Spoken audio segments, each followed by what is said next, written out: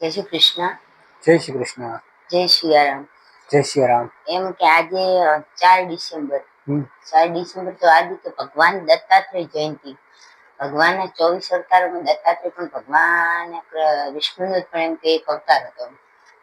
ભગવાન વિષ્ણુ એમ કે દત્તાત્રેય અવતાર ત્યારે લીધો હતો તો જ્યારે એમ કે માતા અનુસૂયા અને ઋષિ અત્રિ, માતા અનુસૂયા મહાન એમ કે પતિવ્રતા સતી. તો માતા અનુસૂયા ઋષિ અત્રિ જયારે એમ કે તપ કરતા હતા દંડકારણ્ય વનમાં, ત્યારે એમનું એટલું તપ વધી ગયું હતું કે એમના તપના લીધે એમની આશ્રમની ચારે પૂરમ પ્રકાશ છવાયેલો રહેતો. ત્યારે એકવાર બ્રહ્મા વિષ્ણુ મહેશને પણ એમ કે એવી ઈચ્છા હતી કે માતા અનુસૂયાની પરીક્ષા કરવા ગયા બ્રહ્મા વિષ્ણુ મહેશ સાધુનું રૂપ ધરીને. ત્યારે સાધુનું રૂપ ધરીને માતા અનુસૂયાની પરીક્ષા કરવા ગયા તો માતા અનુસૂયાને કીધું કે એમનું પતિવ્રત ધર્મ એકવાર ભંગ કરી માતા અનુસૂયા એમની પરીક્ષા કરવા ગયા. ત્યારે માતા અનુસૂયાને કીધું કે તમારા સ્તનનું એમ કે દૂધપાન અમને કરાવો, કે દૂધ પીવડાવો. ત્યારે માતા અનુસૂયાએ આંખ બંધ કરીને એમ ઋષિ અત્રિનું સ્મરણ કર્યું. એમના પતિ પણ એટલા એમ કે ભક્તિમાં લાગેલા. ત્યારે એમના પતિએ એમને મનોમન આજ્ઞા કરી કે તમે એમને ત્રણની કે યોગ બળથી કે ત્રણને બાળક બનાવી દો બ્રહ્મા વિષ્ણુ મહેશને, અને પછી કે તારા પુત્ર રૂપે એમને સ્તનપાન કરાય. ત્યારે માતા અનુસૂયા મહાન એમ કે પ્રતિવ્રતા તેમના યોગ બળથી એમને રેવાણના ઉપર બ્રહ્મા વિષ્ણુ મહેશ ઉપર જળનો છંટકાવ કર્યો કે એટલે 3-6 મહિનાના બાળક બની ગયા. અને ત્યારે એમ કે માતા અનુસૂયાએ એમને સ્તનપાન કરાવ્યું. ત્યારે એમ કે કેટલાય દિવસો વીતી ગયા. ત્યારે ભગવાન દત્તાત્રેયનો આ અવતાર કરવામાં આવે છે. બ્રહ્મા વિષ્ણુ મહેશ એમ કે ત્રણે એક સાથે અવતાર ધર્યો હતો માતા અનુસૂયા અને ઋષિ અત્રિને કરી. ત્યારે માતા અનુસૂયા અને ઋષિ અત્રિ કેટલા દિવસ સુધી એમનું લાલન પાલન કર્યું. પછી એમ કે બ્રહ્મલોકમાંથી માતા સરસ્વતી, પછી વૈકુંઠ લોકમાંથી માતા લક્ષ્મી અને કૈલાસમાંથી માતા પાર્વતી ત્રણેય દેવીઓ આવી માતા અનુસૂયાને પ્રણામ કરી કે એમની ભૂલને તમે ક્ષમા કરો અને એમને એમ કે મુક્ત કરો. પણ ત્યારે માતા અનુસૂયા કે હવે એને આયા મારે ઘરે અવતાર લીધો એમ કે ત્રિમૂર્તિ એમ કે ભેળા અવતારમાં એ રૂપ ધારણ કરે તો એમ કે અમને સારું લાગે. ત્યારે ભગવાન એમ દત્તાત્રેય રૂપે પ્રગટ્યા 3 મૂર્તિ વાળા બ્રહ્મા વિષ્ણુ મહેશ સહિત. ત્યારે ભગવાને દત્તાત્રેય અવતારમાં 24 ગુરુ બનાવ્યા અલગ અલગ, એટલે કે 24 ગુરુ બનાવીને એમને અલગ અલગ શીખ્યું. પહેલો ગુરુ એમને પૃથ્વીને બનાવી, માતા ધરતીને એમને ગુરુ બનાવીને દત્તાત્રેય ભગવાને આપણને એમ કે એ સંદેશ આપ્યો કે પૃથ્વી માં હે કેટલી એમ કે સહન શક્તિ વાળી કે કોઈ પાપી પણ એના પર ચાલે, કોઈ પુણ્યાત્મા પણ એના પર ચાલે. આપણે એના પર કેટલી ગંદકી કરીએ ગમે તે કરીએ પણ માતા કે કોઈ દિવસ એનું માથું હલાવતી નથી. બધા એક સમાન જ માને છે માં છે. એટલે તો માતા પૃથ્વી કંથી સહનશીલતાનો ગુણ કે શીખવા મળે છે. તો બીજો ગુરુ એમને આકાશને ગુરુ બનાવ્યા ભગવાન દત્તાત્રેય, કે આકાશને ગુરુ બનાવીને આપણને એમ શીખ્યું કે ભગવાનની સર્વવ્યાપક. તમે અમેરિકા જોતો હોય કે આકાશ તમને આનું આ દેખાશે, તમે કે દેશમાં રહેશો તો તમને આનું આ દેખાશે, પરદેશ જશો તો તમને આકાશ આનું આ દેખાશે. જેવી રીતે આકાશની જે સર્વવ્યાપકતા એમ કે જે સમાપ્ત નથી થતી એમ પ્રભુ પણ એમ કે સર્વવ્યાપક, એમની પણ એમ કે ક્યાંય અંત હોતો નથી. સર્વવ્યાપક હરિ અનંત.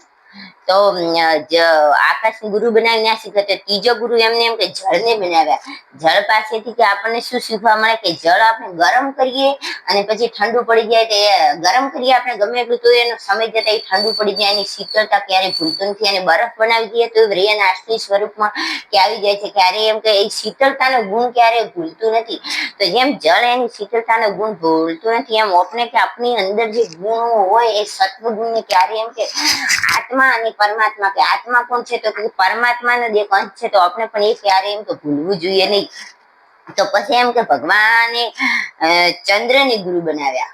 ચંદ્રને ગુરુ બનાવીને ભગવાને આપણને કીધું કે ચંદ્ર જેમ કે ચંદ્ર ઘટતો અને વધતો નથી, ચંદ્રની કળાઓ ઘટે છે અને વધે છે. એમ કે અજવાળિયામાં વધે છે, અંધારિયામાં ઘટે છે. એમ કે શુક્લ પક્ષ અને કૃષ્ણ પક્ષ. તો એમ કે આપણા જીવનની અવસ્થાઓ છે ને એમાં કે માણસ જયારે જન્મે છે ત્યારે એની અંદર રહેલી આત્મા તો એની જ હોય છે, અને જયારે મરે છે પણ ત્યારે એની આત્મા તો એની અંદર ઈ જ હોય છે.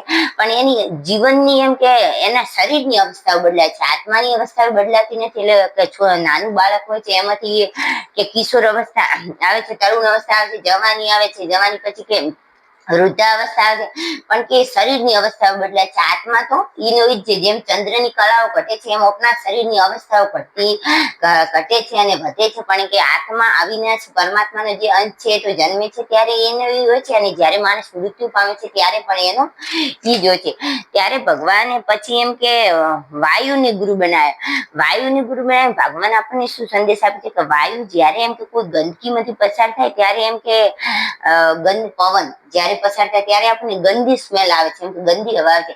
અને જ્યારે કોઈ ફૂલમાંથી સુગંધ આવે ત્યારે એમ કે ફૂલની સુગંધ આપણને બધાની સુવાસિક લાગે છે, એમ કે ગમે છે. તો વાયુ જેવી રીતે એમ કે ગંદકીમાંથી પસાર થાય છે તો એવી સુવાસ લઈને આવે છે, કે ફૂલમાંથી પસાર થાય તો એમ કે સરસ સુવાસ લઈને આવે છે. તો આપણે કે જેવી પરિસ્થિતિ હોય એ પ્રમાણે રહેતા શીખવું પડે, સુખમાં પણ દુઃખમાં પણ. જેવું એમ કે વાતાવરણ હોય એ પ્રમાણે આપણે પણ એડજસ્ટ કરતા શીખવું પડે. એટલે વાયુ પવન જેવું પણ આપણને એમ કે કંઈક શીખવાડે છે. ત્યારે ભગવાને પછી હરણને ગુરુ બનાવ્યા. હરણને ગુરુ બનાવીને ભગવાને આપણને શું સંદેશ આપ્યો કે હરણ છે હરણ પકડવા વાળો જયારે હરણને આવે છે ત્યારે બાંસુરી વગાડે છે. બાંસુરી વગાડીને બાંસુરીનો અવાજ કે એવો હોય છે મધુર, એના લીધે કે હરણ દોડવાનું ભૂલી જાય છે ને બાંસુરી વગાડવામાં સુખમાં કેટલું મગ્ન થઈ જાય છે કે એને બહેલીઓ જોવા આવે એવો જ હરણને પકડી નાખે છે. પણ હરણ એમ વિચાર કરતું નથી કે હું સુંદર અવાજ વગાડવામાં જેમ કે મારું મૃત્યુ થઈ જાય. એવી જ રીતે કે માણસ છે ને એ માયાની અંદર એની ઘર ગૃહસ્થીમાં એના દીકરાના દીકરા એમ કે દીકરીના દીકરા એમ કે નાતી પોતામાં એટલો મોહિત થઈ જાય છે કે એને જે જીવન કર્તવ્ય છે અને ભગવાન પ્રત્યેનો જે એનો નાતો છે એ ભૂલી જાય છે. જ્યારે એમ કે માણસ મરે છે તો આપણે એમને જોર જોરથી બોલાવીને પૂછીએ છીએ કે તમે મને ઓળખો છો, તમે મને ઓળખો છો. પણ ભગવાન કે તને આખી એમ કે જિંદગી તને જ ઓળખું છે, હવે તો કે મને ઓળખવા દે.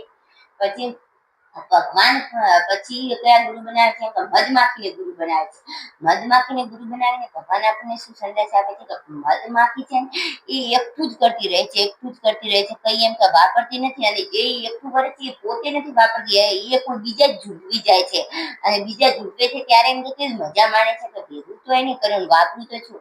તો તમારા સંતાન પણ એવી જ રીતે છે. જ્યારે તમે બટવારા કરો ત્યારે એને તમે ઘણી બધી સંપત્તિ આપશો અને એમને સંસ્કાર નહીં આપો તો એની સંપત્તિને જેમ તેમ વેડફી નાખે. પણ સંપત્તિનો કે દશાંશ તમે એમ કે સત્કર્મમાં લગાવેલો હશે તો તમારું ધન પણ એમ કે સત્કાર્યમાં વપરાશે. એટલે કે સંપત્તિ કરતા બાળકની સંસ્કાર એમ કે વધારે આપે. ત્યારે ભગવાન પછી એક ધનુષ બનાવવા વાળાને ગુરુ બનાવે છે. ધનુષ બનાવવા વાળા ભગવાન આપણને સંદેશ આપે છે કે ધનુષ બનાવવા ધનુષની પ્રત્યંછા ચડાવવાની ઉપર દોરી બનાવે છે. અને ધનુષ બનાવે ત્યારે એટલો મગ્ન થઈ જાય છે ત્યારથી એક એમ જાન ગુજરે છે. ત્યારે એક પાછળ આવેલો માણસ પૂછે છે કે અહીંથી એક જાન તો ગુજરી ગઈ કે કયા રસ્તે ગઈ તમને ખબર છે? ત્યારે ધનુષ બનાવવા વાળો કે ના મને ખબર નથી. તો ત્યારે ભગવાન કહે છે કે ધનુષ બનાવવા એના કાર્યમાં એટલો તત્પર થાય છે કે એવી જ તત્પરતા અને એવી જ એકાગ્રતા તમે જ્યારે ભગવાનમાં લાગશો ત્યારે જ તમને ભગવાનનો સાક્ષાત્કાર થાય. ત્યારે ભગવાન પછી હાથીને ગુરુ બનાવે છે. હાથીને ગુરુ બનાવે છે ત્યારે હાથી પકડવા વાળો માણસ શું કરે છે એક ખાડો ખોદે છે જંગલની અંદર. અને ખાડો ખોદીને એના પર એમ કે મેંડું પાથરી છે, પ્લાસ્ટિક પાથરે છે અને એના ઉપર સળિયા મૂકે છે. અને એમાં એના પર એમ નકલી હાથીનું પૂતળું મૂકે છે, હાથીનું. એટલે નકલી હાથીનું પૂતળાને જોઈને હાથી મોહિત થઈ જાય છે. હાથીના પ્રેમ પ્રત્યેની જેવો જવા જાય છે તેવો ખાડામાં પડી જાય છે. તો કે એવી જ રીતે દરેક સ્ત્રી અને પુરુષ એના ગ્રસ્ત જીવનમાં કે એવું જ હોય છે. એને કે એક પતિ હોય તો કે એક પત્ની અને પત્ની હોય તો કે એક જ પતિમાં સંતુષ્ટ હોય. કોઈ કે પરાઈ નારી કે પરાઈ પુરુષથી કે સંબંધ દૂર સુધી રાખવો અને જો રાખે તો એનો નાશ થાય છે. પછી ભગવાન એમ કે સૂર્યને ગુરુ બનાવે છે. સૂર્યને ગુરુ બનાવીને ભગવાન આપણને સંદેશ આપે છે કે સૂર્ય જ્યારે એમ કે પ્રગટ થાય છે ત્યારે એમ બધા એમ જાગી જાય છે અને પોતાના કર્તવ્યમાં લાગી જાય છે. એનો પ્રકાશ છે કે ચારે કોર ફેલાઈ જાય છે. એટલે સૂર્યનો જેમ પ્રકાશ છે ચારે કોર ફેલાઈ જાય એમ તમારી અંદર રહેલી બુદ્ધિ શક્તિ, જ્ઞાન શક્તિ, વિવેક શક્તિ, ભક્તિ શક્તિને તમે એવી રીતે કે ભગવત જ્ઞાન દ્વારા, શાસ્ત્રોનું જ્ઞાન દ્વારા એનો એવો વિકાસ કરો કે જેમ સૂર્યનો પ્રકાશ ચારે કોર કે ફેલાઈ જાય છે એમ તમારી અંદર રહેલા સદગુણો પ્રકાશ પણ એમ કે બીજાને ઉપયોગી બને ચારે કોર ફેલાયેલો રહે એવા તમે પણ એક વિવેકશીલ બનો. ત્યારે ભગવાન પછી એક સાપને ગુરુ બનાવે છે. સાપને ગુરુ બનાવીને ભગવાન એમ કહે છે કે સાપ ચાલે છે ને ત્યારે એમ કે ટેડો ટેડો ચાલે છે, પણ જ્યારે એ કોઈને ડંખ મારે છે, શિકાર કરવાનું કરે છે, ત્યારે એને સીધા થવું પડે છે. તો કે ભગવાનના માર્ગમાં પણ એવું જ છે કે જ્યારે તમે સંસારમાં ગમે એટલા ટેડા ચાલશો, પણ જ્યારે તમારે મુક્તિના માર્ગમાં જવું પડશે ત્યારે તો તમારે એમ કે સીધા જ બનવું પડશે. સીધા બન્યા સિવાય તમારી મુક્તિ થશે નહીં.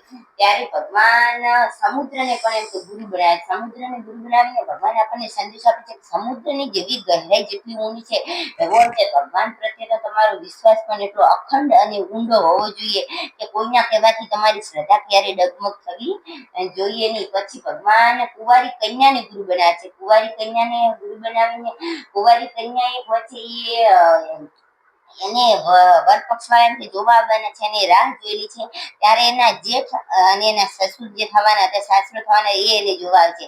ત્યારે એના ઘરમાં કે દાળ તો હતી પણ એના ઘરમાં ધાન નતું. ધાન કૂટવા બદલે એ જ્યારે ધાન કૂટવા લાગે ત્યારે એના હાથમાં બે બે ચૂડિયા પહેરેલી, બે બે બંગડી.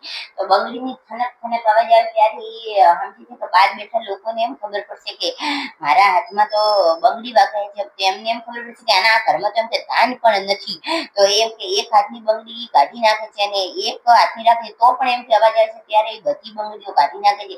ત્યારે ભગવાન દત્તાત્રેય કહે છે એ આપણને એમ સંદેશ આપે છે બે હશે તો વાગશે. તો કે આત્મા અને પરમાત્મા જ્યાં સુધી તમને બેનું અસ્તિત્વ માલુમ પડશે, સમજાશે, ત્યાં સુધી તમારો સાક્ષાત્કાર નહીં થાય. પણ તમારી ભક્તિ એવી અડગ હશે અને શ્રદ્ધા અને કે ભગવાન કે આત્મા અને પરમાત્મામાં કોઈ એમ કે અંતર નથી, એમ તમારું અસ્તિત્વ જ તમને કે નહીં સમજાય એટલા ઊંડા સુધી તમે ભક્તિમાં ઉતરશો કે મારું કોઈ અસ્તિત્વ નથી, હું છું એ કે પરમાત્માનો એક અંશ છું અને પરમાત્મા કે અવિનાશી છે એમાં જ વિલીન થઈ જવાનું થવાનું છું.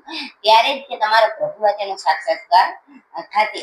ત્યારે ભગવાન એક કબૂતરને ગુરુ બનાવે છે. કબૂતરને ગુરુ બનાવીને ભગવાન આપણને શું શીખવે છે કે એક કબૂતર એક નદી કિનારે બે કબૂતર બેઠેલા છે. ત્યારે એમ કે એક પારકી આવે છે ને એમના ઉપર જાળ બિછાવે છે. જાળ બિછાવે તો કબૂતરી અંદર આવી જાય છે અને કબૂતરો એમ કે રહી જાય છે. ત્યારે કબૂતરો જડે છે કે મારી પત્ની મરી ગઈ, પત્ની મરી ગઈ. એમ કરવામાં જ પેલો પારકી પાછો આવીને જાળ ફેંકે છે કે એને પણ મારી નાખે છે.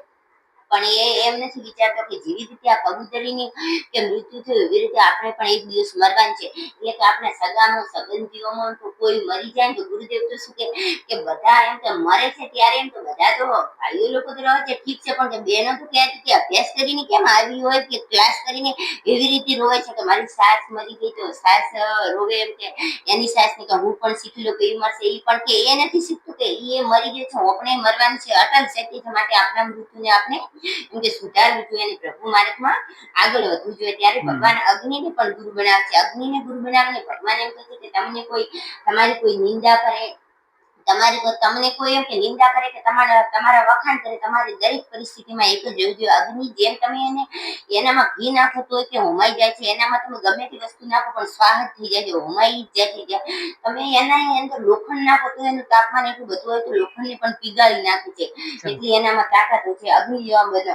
જ્યારે ભગવાન એક વાર અજગરને પણ ગુરુ બનાવે છે. અજગરને ગુરુ બનાવીને ભગવાન આપણને શું શીખવાડે છે કે અજગર એમ તો બહુ પરિશ્રમ નથી કરતો તો એનું ખાવાનું એને મળી જ જાય છે. આપણે એટલો પરિશ્રમ કરીને એમ કે ભગવાનને ભૂલી જઈએ. ભેગું કરવાની નીતિમાં કે આપણે ભેગું જ કરવું છે, ભેગું જ કરવું છે. એમાં એટલો પરિશ્રમ કરતા રહીએ છીએ, એટલો પરિશ્રમ કરતા રહીએ છીએ કે ભગવાનને પણ ભૂલી જઈએ. એટલે પરિશ્રમ તમે કરો પણ પ્રભુ માટે એમ કે થોડો થોડો ટાઈમ કાઢતા રહો. ત્યારે ભગવાન એક બાળકને ગુરુ બનાવે છે. બાળકને ગુરુ બનાવીને ભગવાન આપણને શીખવે છે કે બાળક જ્યારે નાનું હોય છે ત્યારે એની માતા એને કપડાં પહેરાવે છે તો એમ કે એ જ છે. કપડાં ન પહેરાવે તો બાળક એ છે. એની અંદર કામના વાસના લોભ લાલચ એવું કોઈ હોતું નથી.